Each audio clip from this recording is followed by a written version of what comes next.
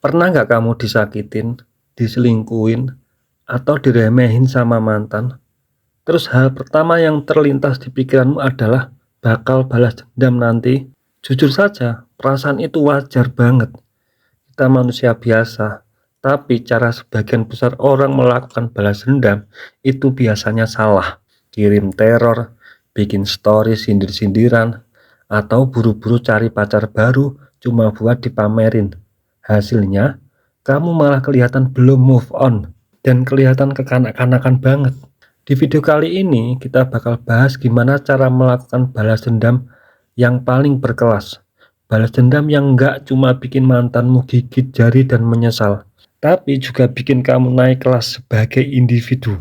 Langkah pertama ini terdengar sederhana, tapi 90% orang gagal melakukannya. Tarik semua akses dia ke hidupmu.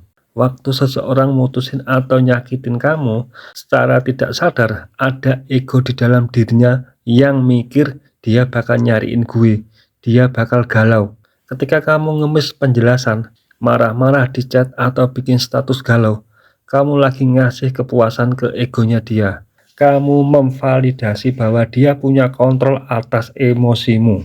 Balas dendam berkelas dimulai dengan silence, blok kalau perlu, atau minimal batasi total. Jangan lihat story-nya, jangan tanya kabarnya ke temannya.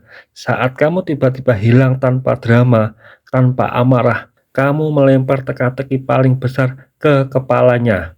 Kok dia santai banget? Kok dia nggak nyariin gue? Kedamaianmu tanpa dia adalah pukulan pertama untuk egonya. Langkah kedua, investasi penuh ke dirimu sendiri. Tapi ingat, lakukan ini bukan buat dia, tapi buat standar hidup barumu. Glow up itu ada dua dimensi. Fisik mulai rapihin gaya berpakaian, olahraga teratur, rawat kulit, perbaiki postur tubuh. Fisik yang terawat menunjukkan bahwa kamu menghargai diri kamu sendiri. Mental dan intelektual, mulai baca buku baru, pelajari skill baru, atau tekuni hobi yang dulu sempat tertunda gara-gara sibuk ngurusin hubungan yang beracun. Bayangin beberapa bulan dari sekarang dia sengaja atau nggak sengaja lihat kamu di jalan atau di media sosial. Kamu nggak cuma kelihatan makin keren, tapi juga memancarkan aura orang yang bahagia dan berdaya. Itu jelas pemandang yang bikin mantan langsung mikir, wah ternyata gue yang ngerugi lepasin dia. Aturan ketiga, kata pepatah legendaris, balas dendam terbaik adalah dengan meraih kesuksesan. Dan ini 100% benar. Fokuskan rasa sakit hati, amarah, dan kekecewaanmu jadi energi buat karir atau bisnismu. Kalau dulu waktumu habis buat mikirin drama hubungan, sekarang alihkan 100% energi itu buat ngejar promosi kerja, bikin proyek sampingan, memperbaiki keuangan dan investasi.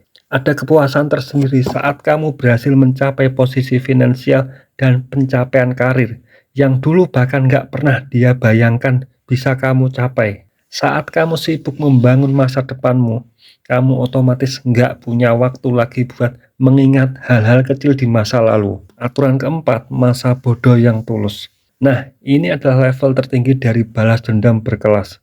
Kebalikan dari cinta itu bukan benci, tapi ketidakpedulian yang tulus.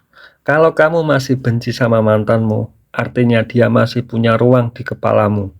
Dia masih mengontrol emosimu. Tapi saat kamu sampai di tahap di mana kamu nggak benci dia, kamu nggak dendam, saat nama dia disebut, reaksi emosionalmu cuma flat seolah-olah ngomongin orang asing. Suatu hari kalau mantanmu coba kontak kamu, lagi entah pura-pura tanyakan kabar atau minta maaf, kamu respon dengan sangat sopan, santai tapi berjarak, tanpa amarah, tanpa rasa kangen. Di titik itu dia bakal sadar bahwa dia bukan lagi siapa-siapa di hidupmu, dan buat ego seseorang diperlakukan seperti orang asing jauh lebih menyakitkan daripada dibenci. Jadi kesimpulannya, balas dendam berkelas itu bukan tentang menjatuhkan mantan, tapi tentang mengangkat derajat dirimu sendiri sampai dia nggak punya akses lagi untuk mencapaimu. Terima kasih udah nonton sampai akhir. Kalau kamu lagi di fase ini, tetap semangat. Jadikan rasa sakitmu jadi bahan bakar buat masa depanmu yang jauh lebih cerah. Jangan lupa klik tombol like kalau video ini bermanfaat. Share ke teman kamu yang butuh dengan ini. Dan subscribe buat konten-konten pengembangan diri lainnya.